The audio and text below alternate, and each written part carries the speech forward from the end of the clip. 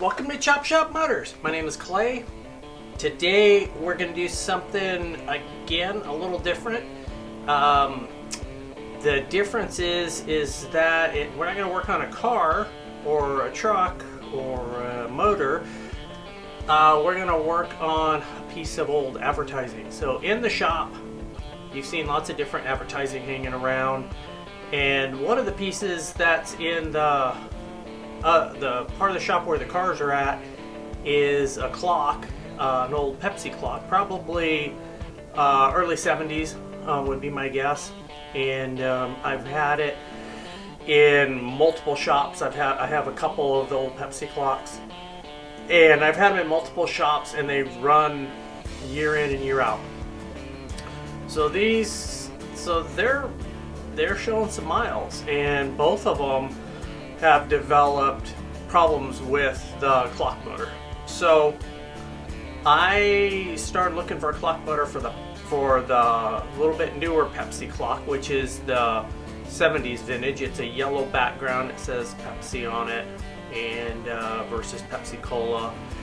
It is in decent shape. It's been in lots of garages. It's not perfect.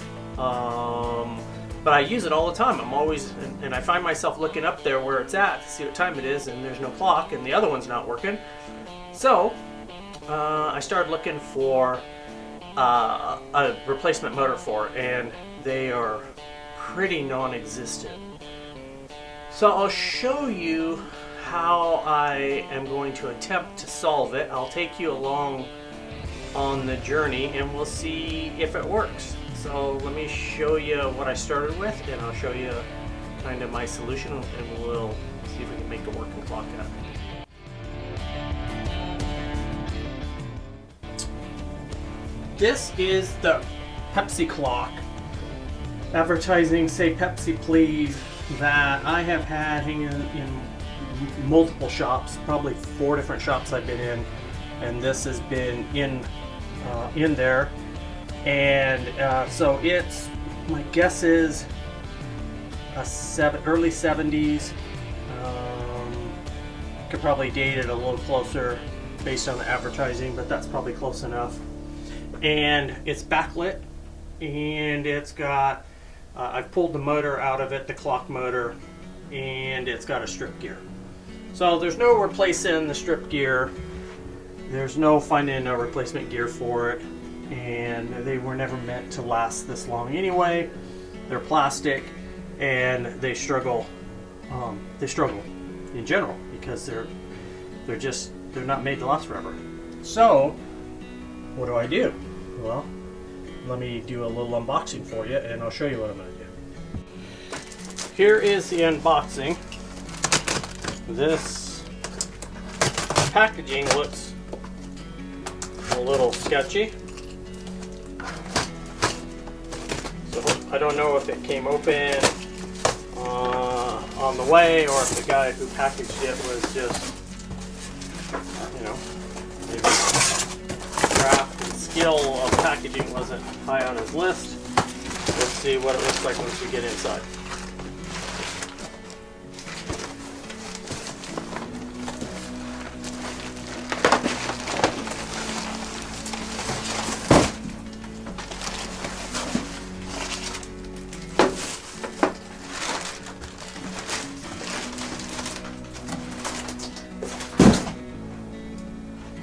So here is what I bought. Same clock.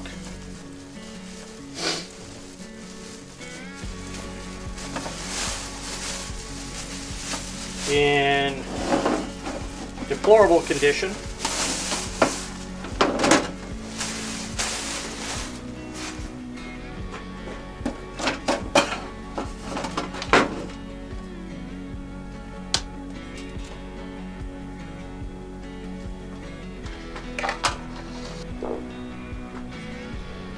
So here is what I bought. Same vintage clock. It's plugged in. I asked him if it ran, and he never responded. But I did see 4 or 5 different pictures of it with it plugged in, and the second hand was in a different place each time. So I took a gamble. That's probably a horrible idea, but that's what I did. So basically this clock is not of a ton of value, at least not for me. The cover, outside plastic, is shattered. It's got a big old crack up here across that outside piece. So that part's junk. The next piece is, it's pretty yellowed, so it's been probably hot for a long time. Got a big old gaping hole here, so that's not much good. Then it looks like probably what happened was it fell, because this corner is bent as if it landed on that corner, and that's probably what did the damage to the plastic piece. And that's kind of the gist of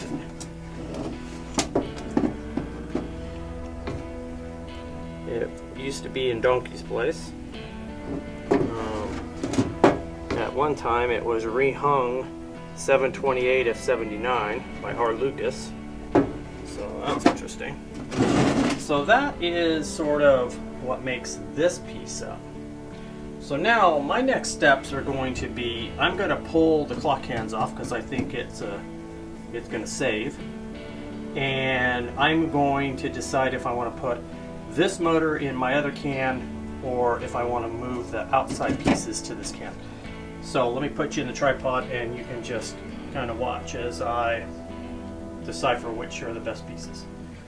Doesn't feel like this one's ever been apart. Probably not a surprise. Mine had been apart multiple times throughout its life.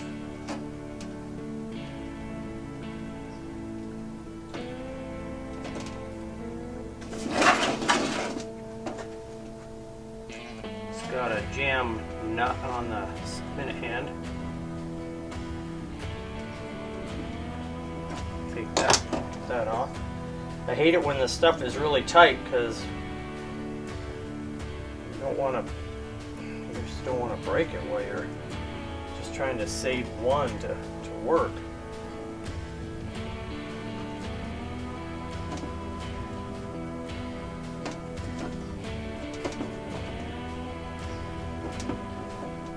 Okay, second minute and hour hand are off. We look inside and it is scary looking. So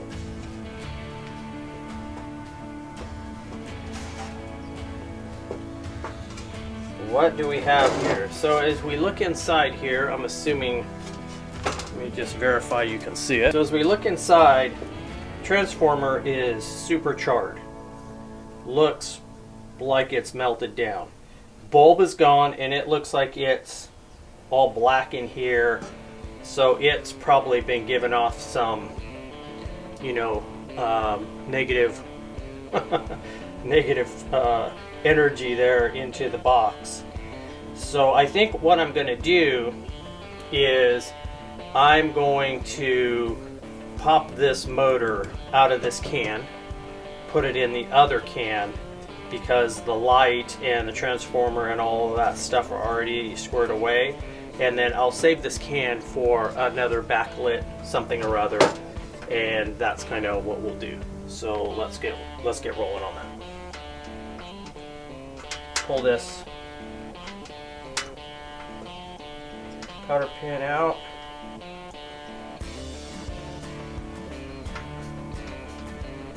To allow us to get the adjuster loose.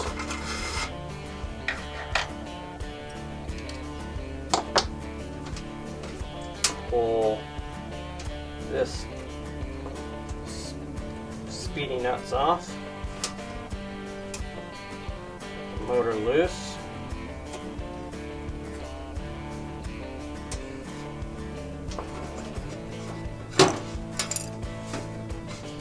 Some broken pieces we don't need. And then we will pull two little pop rivets loose.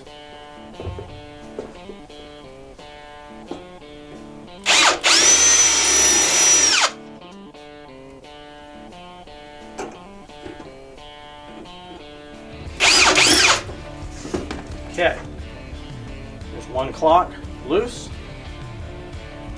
Fantastic. Kind of hate to mess with it too much. Donkey's Place is now going to get put into storage room and used for what I might do is, if I come across a backlit plexi soda pop sign that would be cool if it were backlit, this will probably be the can that I'll use for it.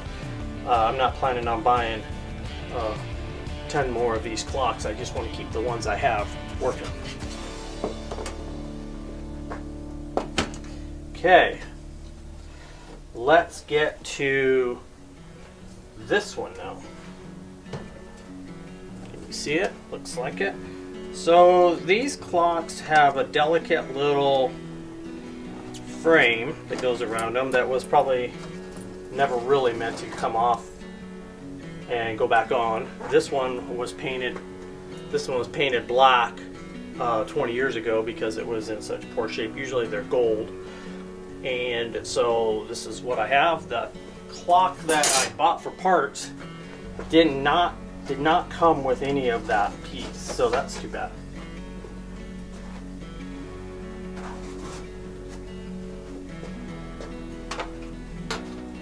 So here it is. Here's my version. So we're going to vacuum it out, and we're going to replace this, put this motor in this box instead. So let's vacuum it out. You wouldn't think anything could get in there to mess with it, but it sure can.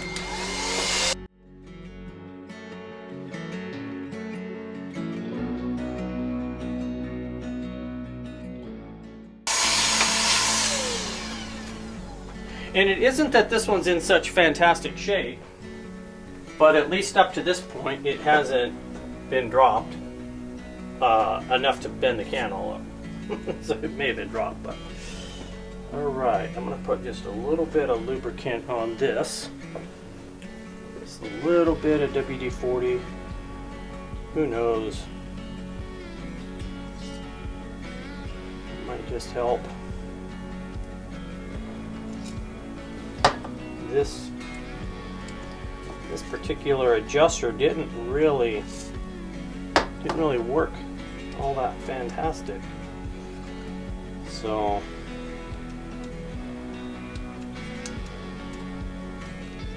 I'm just going to kind of be careful with it, only because I don't want to have to try to find another parts clock.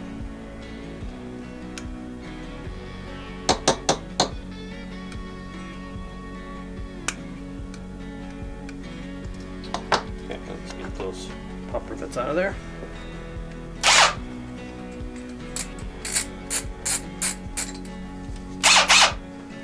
These aren't super complex little pieces of equipment.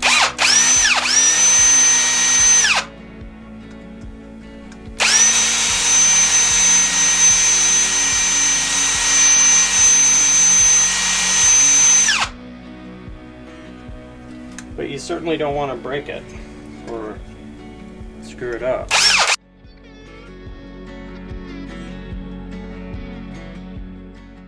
I don't really want to drill my finger.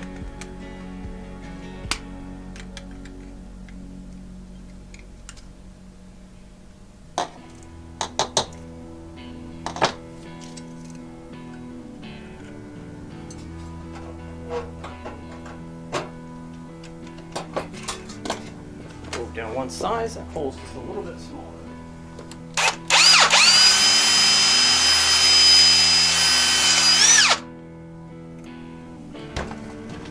Crazy. Do not want to leave. There we go. Thank you. Thank you, thank you. I pulled the other motor completely out and blew it out, hooked up the two wires to it in the can. So now what I'm going to do is pop rivet it back into the can, and so you can get everything all attached.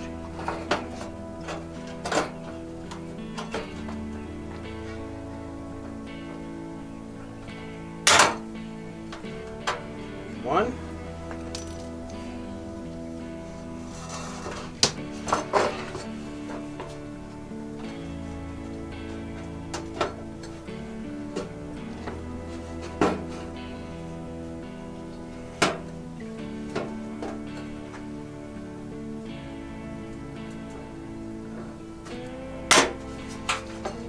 Two. All right. So this piece is out in the shop. So it's gonna get pretty dirty day in and day out, but we'll at least give it a quick bath prior to assembling it, and it'll feel better for us. It's not gonna look fantastic because it's got a fair number of miles on it. Interesting, these are all pop riveted together. The whole can is pop riveted together. So, pretty low-tech manufacturing process.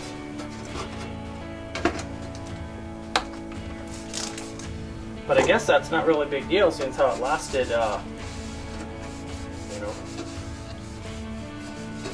50 plus years. So I guess low-tech worked in this case. Yeah.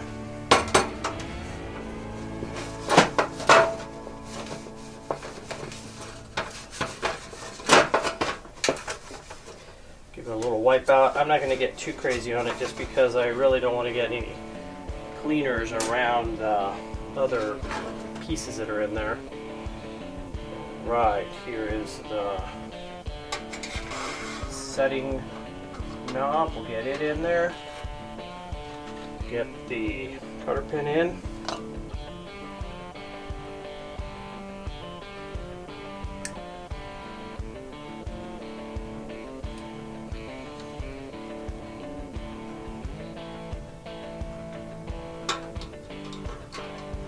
Okay.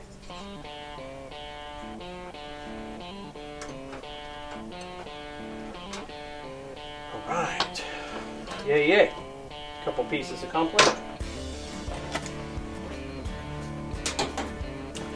Now what we'll do is, can you still see or is everything in the way? We'll move some stuff out of the way. Now what we'll do is we will put the cover back on. So let's get the good cover. And before we do, we'll at least give it a really light wipe just to get some of the stuff off of it. But I'll tell you, this one it's got cracks and crazes in it too, so I want to be very careful how aggressive I get on cleaning it. So if you look right in this area, there's some light crazing, and you don't see it when it's up on the wall, but I see it right there right now. So okay, we'll put that on. Then we'll put on the hour hand.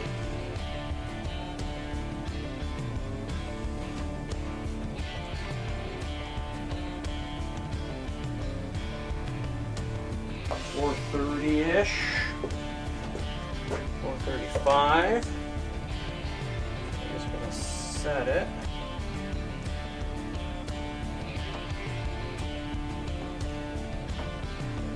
Four.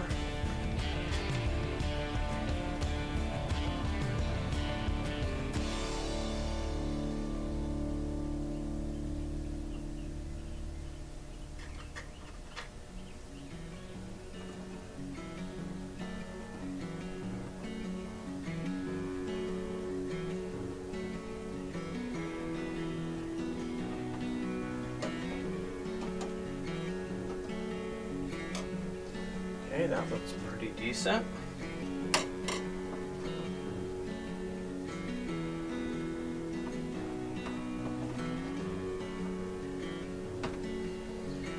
All right.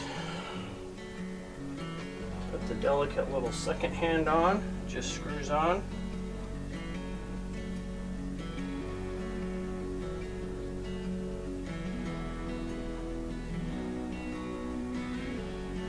Okay, and then we'll check the time again, 4:36.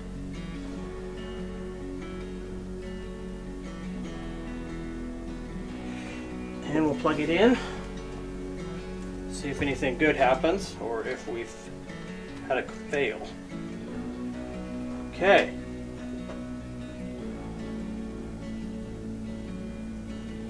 Oh, that was weird. The second hand started going one way, then it started going back, and now it's going the right way. Okay. So, time is set. Time is set. Clock lights up. And it seems to be running. Those are all really good things. Okay, now we have an outside cover to put on, which is equally fragile and also cracked. So we'll give it a wipe off. Okay. Whew, that's a delicate piece. All right, so that's on there.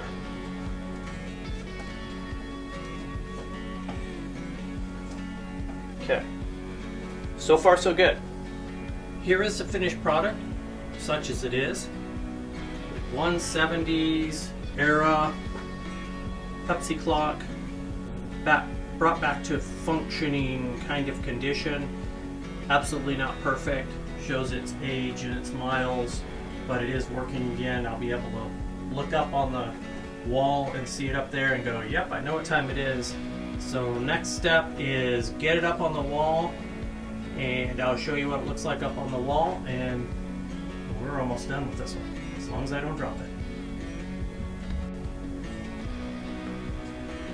Alright, as we look in the shop, we see the clock that's working. It's lit up, it looks like it's got a second hand that's cruising around. It's not making... Doesn't sound like it's getting ready to throw a rod, so I don't know. I think we're in good shape. One old, worn out piece of advertising brought back to functional fits right in with the rest of the old, worn out stuff in the shop. Thanks for coming along as we put this piece back into use. I appreciate the followers. Please subscribe if you haven't. Like I said earlier, check to see if you have subscribed, if it still actually shows you have subscribed, and join us on the next project. I'm Clay for Chop Shop Motors.